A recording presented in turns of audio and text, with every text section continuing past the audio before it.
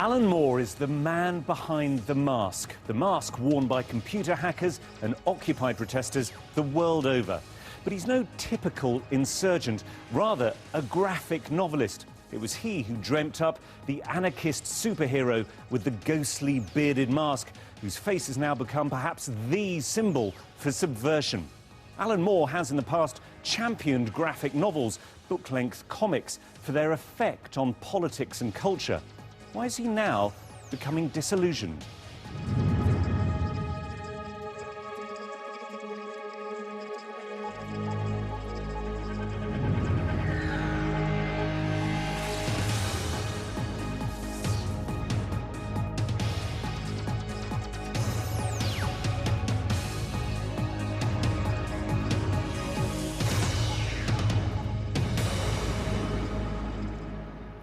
Alan Moore, welcome to Hard Talk. A pleasure to be here, Tim. I described you as a writer of graphic novels, but you've said in the past that the term comics will do just as well. But these aren't comics like most people might think of them. That's true. I mean, I suppose that in the 1980s, there were a few comic books that were actually handling more adult material, not necessarily in terms of sex or violence, but actually more intelligent ideas. And there were only a few of them, but the comics industry tended to seize upon them and come up with this catch-all phrase of graphic novels that, with the best will in the world, a load of collected Spider-Man stories is not a novel. No, but some of the work that you have put out does sit more happily in terms of novel rather than comic. I mean, Time magazine put one of your novels, Watchmen, on its list of 100 greatest ever novels. I'm wondering whether you were proud to be made part of the canon or whether the anti-establishment bit of you was a bit cross about that. Well, I wasn't very sure about that Time magazine poll because I believe that for a few weeks Watchmen was not only on the 100 best list, but for a few weeks it was at the top of it. I think it ended up in the top 5. I can easily think of 100 great American novels that probably would have deserved to be there rather than me. But no, it was a nice thing that people thought so well of the book. And Watchmen themselves, I mean, this is a bunch of superheroes or heroes who are not in your normal superhero mould. They're raddled, they're slightly degenerate, they're damaged individuals, aren't they? You're trying to subvert the genre. Well, it was more a case of when we actually did Watchmen, I was trying to think what these fairly ridiculous characters would be like if they were actually existing in a real world. I mean, in the real world, we have lots of traumatised children, but very few of them go on to become bat-themed vigilantes. So I was trying to imply that if you were going to put on a costume and fight crime, it would probably be for all sorts of complex and probably unpleasant reasons. And some of them meet fates that are sort of pathetic, aren't they? I mean, the one who gets his cape caught in the revolving door of a bank and ends up being shot by one of the armed robbers that he's trying to protect the customers against. Yeah. Again, it's a matter of subversion, isn't it? Well, yes, and also, I mean, we took the standard Batman image, the person who is compulsively dedicated to eradicating crime. And thinking about that in the real world, it seems that such a person would probably be a lonely, paranoid vigilante. He'd probably have terrible hygiene habits, no friends. This seemed to be a more feasible reality rather than living in a mansion and having a sumptuous bat cave. When we talk about reality, one of your most celebrated characters has been appropriated by Occupy protesters, by computer hackers across the world. This is the image from your book V for Vendetta back in the 1980s. This is a superhero who's an anarchist terrorist trying to fight the forces of fascism and repression. Is this character a hero for you? Well, we called the very first episode The Villain. Because I thought that there was an ambiguity there that I wanted to preserve. One of the reasons that we decided to use the character was because in Britain we have got quite a tradition of making heroes out of criminals or people who in other centuries might have been regarded as terrorists. So I was deciding to play with that, to take somebody who, in context of the society in which he's existing, would be seen as a villain or a terrorist. But to you, seen as what? Because he does employ terrorist tactics. Yes, he does. He seems to me to be a symbol of anarchy, whereas the other characters in the book, the totalitarian state, they are more symbols of fascism, which I tended to see as being the two poles of politics. But you have described yourself as an anarchist. Yes. So in that case, presumably, you veer more towards his view of life. I certainly do. But I'm talking about his tactics. I mean, His clearly tactics. you wouldn't say that people should go out and blow up the Houses of Parliament or the Royal Courts of Justice, as he does. Of course not. But he uses violence for a purpose. Is that something that That you is can something which sympathise with? I don't sympathise with. In fact, in the actual book, I haven't seen the film, but I believe that this wasn't really expanded upon in the film. But in the book, we took a great deal of trouble to actually examine the fact that, all right, this guy is the titular hero of the story. Is it all right for him to kill people just because he's the hero?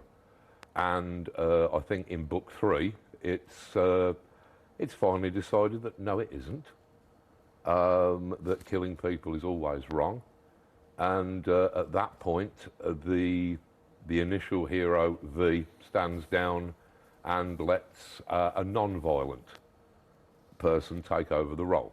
So it was an exploration of ideas. You have said, though, and I guess your tongue was slightly in your cheek, but you have said that if we were to take out all the leaders tomorrow and put them up against a wall and shoot them, and it's a lovely thought, so let me just dwell on that for a moment before I dismiss it, but if we were to do that, society would probably collapse because, as you say, people have become so conditioned to being led.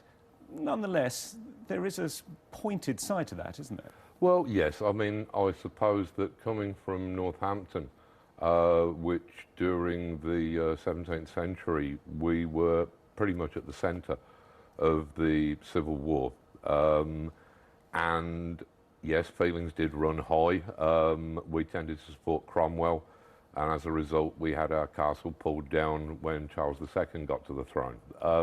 But I don't think that that is a solution. In those days, yes, it's fun to talk about heads on spikes in the context of the similarities between the current financial situation and the Civil War. Well, I was going to ask you how you feel about the fact that now, and you were talking about the English Civil War 400 years ago, I'm wondering what you think about now the fact that your man with the mask has been appropriated. This story from 30 years ago has been appropriated now for protesters around the world. I've got absolutely no problem with the protesters appropriating it, because the original V for Vendetta narrative was actually appropriated from me something like 30 years ago by the comic company who published it. I don't actually own that narrative or those characters. So it irks you slightly that the money that is spent on these masks ends up going to, I think it's Time Warner, isn't it? It is.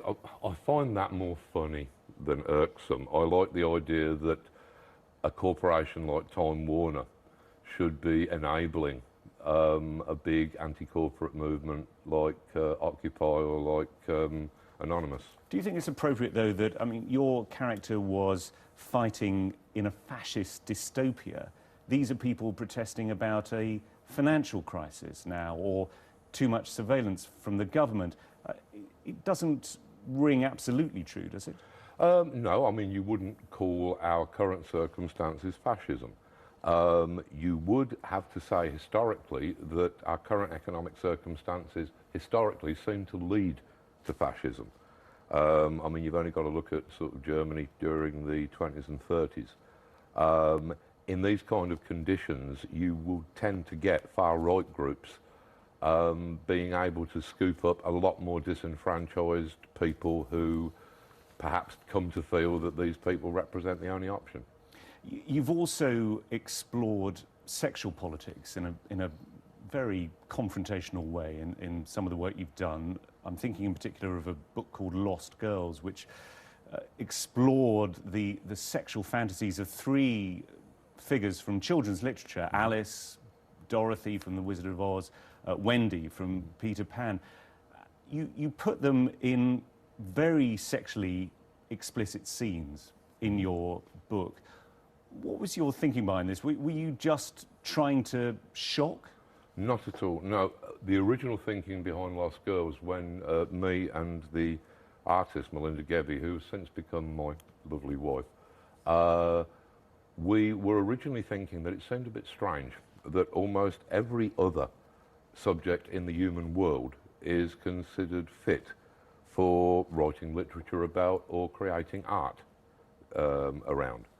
Whereas sex and sexuality, which is something which concerns all of us, the only genre which talks about it is this fairly despicable, under-the-counter genre that has absolutely no standards. But these are characters that you plucked out of children's literature. Mm-hmm. I think that is what is some of the shock in this, and also you put them in positions that are incestuous. You show children as young as 14 having sex. So it's not just a celebration of sex.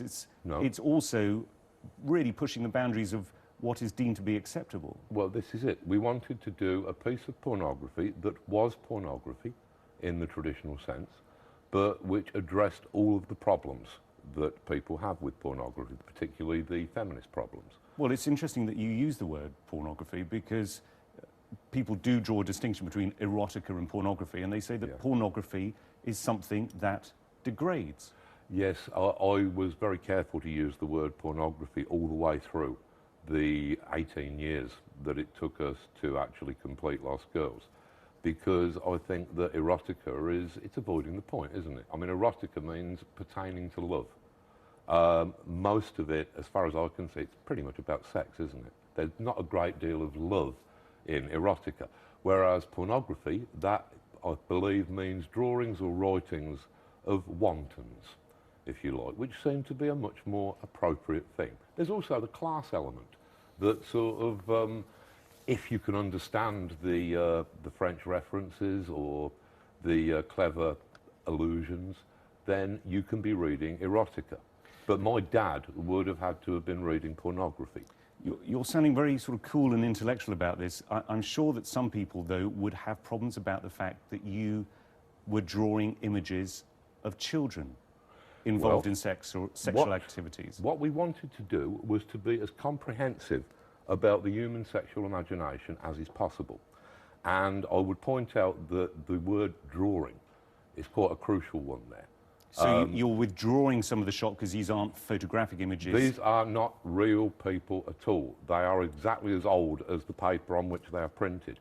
And one of the points that we wanted to make with Lost Girls was that in cultures where they have a different attitude towards pornography to the attitude which is prevalent over here and in America, I'm talking about places like Denmark and Spain and the Netherlands, they do not see it as in any way a stigma to be reading pornography. It's just accepted as a normal human course of action.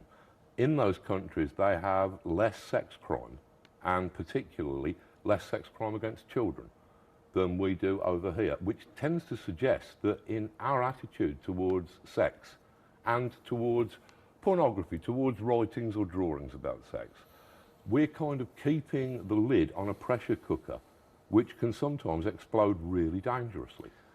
So you've attempted to be radical in your work, but you have also been dragged into the mainstream by the fact that movie adaptations have been made of your works, of Watchmen, of V for Vendetta. Originally, you were happy to accept the money that brought in. Then what happened? Well, originally, I was under the illusion that the way that films worked was that you got a lot of option money, and then after a couple of years, they decided that they weren't going to make the film, which was a perfect result. The film didn't get made, you got the money. Then they actually made a couple of my films, and at that point I decided, well, I'll just distance myself from them as much Why? as is possible, because the films have got nothing to do with my books, and because the books themselves were actually written to show off what the comics medium can do that films can't. Why did you sell the film rights in the first place then? Well, in the cases of From Hell and League of Extraordinary Gentlemen, this was basically sold on the assumption that the films probably wouldn't get made. Well, I mean, you were trying to get money for Old Rope. Trying to get money for Old Rope. But you can hardly complain when they do then make the films. No, well, I can complain about actually how those films turned out. I originally was trying to sort of take the position of, all right, I will not be going to see these films, but I wish them well. Then, when I actually heard about them, I kind of realised that these were absolutely nothing to do with my books. But just to be clear, you've never seen these films? Never seen them. Well, how can you pass judgment on them? Well, I do prefer to criticise things from a position of ignorance. But sort of, I've also got a lot of friends who have seen these films and who are familiar with the books. And they assure me that there is only a coincidental resemblance. So at this point, I decided that if in future people were going to be making films of my work, and remember that most of my work I do not own, so I do not have a say in whether these films are made or not. But I decided that in the case of, say, V for Vendetta and Watchmen, that if they were going to be making films of any of those characters, that I would give all of my money to the artists and in return would have my name taken off of the film. What's the problem with reimagining your work? I mean, you did that with Lost Girls, you did it with The League of Extraordinary Gentlemen. You take other people's work, in this case literature, and you rework it for your own edification. What's the problem with Hollywood doing the same for your work? Well, there's not a problem for anybody other than me. The thing is that... So it's a personal problem rather than a personal problem, and also I would say that it's a problem of trying to adapt from one medium to another. I believe it very seldom works, and I would also say that the films that I actually enjoy were generally written as films. I'm not really fond of adaptation from one media to another in general. In the case of, say, the characters in Lost Girls, in the case of the characters in League of Extraordinary Gentlemen, what we're actually talking about is characters that are in the public domain, and that is in a literary area where these authors have been playing with each other's characters for centuries. I believe that Jules Verne wrote a sequel to Edgar Allan Poe. It's more of a literary game in those circumstances. But I'm wondering if it's also just a small measure of obsession on your part. I mean, you said of yourself, if there's a full stop at the end of one of my sentences, that full stop will be there in the finished comic unless something has gone wildly wrong. You like to retain an iron control, don't you? Absolutely, and it's not done me that bad. I mean, like I'm just wondering if it's slightly precious. It probably is precious, but there again, given the alternatives in the comics medium to being precious, which is to simply allow all of your art to be altered, your writing to be altered, an editor's whim, when most of the editors in comics, quite frankly, would probably struggle giving you an actual definition of the verb edit. So presumably you're not delighted at the prospect of DC Comics coming out with prequels to Watchmen? I suppose, yeah, less than delighted. This is something where originally we were told that we could embark upon Watchmen because they knew that we wanted to own our own stuff, and they had a contract that would enable us to have the rights back when they went out of print. Now, back at that time, there was no such thing as a comic that remained in print for longer than 6 months. So we signed these contracts, obviously without reading them very carefully because we trusted these people. Then we found out that all of this stuff, no, actually DC Comics, and they would own all this stuff forever. You've gone beyond it, though, in terms of just sort of being unhappy about what's happened to your work. You've said that graphic novels themselves may be on the way out. The entire world of comics seems to me on the point of collapse. It's in its death throes. I just hope its final death rattle isn't too humiliating or desperate because it's deserved. I mean, that's pretty punishing language. Yes, I am. I'm obviously in quite a bad mood when I'm saying things like that. But is that something that you still think? Completely merited. Yeah, I mean, I would say that the comics industry, and by that I pretty much mean the American comics industry, which is all that's left these days, effectively. It doesn't seem to have had a new idea in decades. All of the genuine creators that it once had, it alienated them or drove them to embittered retirements and finally death. I mean, you have to remember that with the comics industry, you're talking about something that was set up in the 1920s by American entrepreneurs such as Legs Diamond, Mayer Lansky.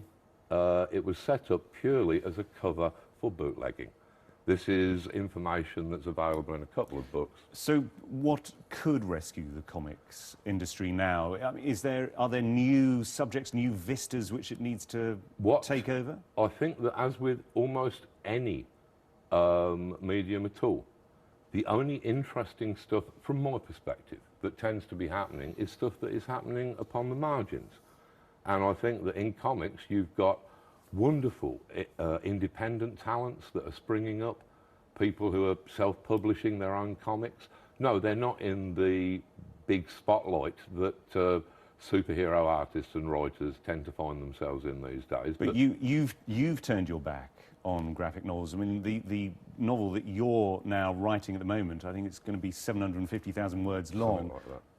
It's a novel. It's not a graphic novel. Yeah, it's my second novel. My first one, Voice of the Fire, was largely based upon the town and county of Northampton, where I hail from. In central England. Yeah. But forgive me, I don't mean to be rude, but in a way I'm less interested in the subject, but more in the form. Why have you decided to turn your back on graphic novels?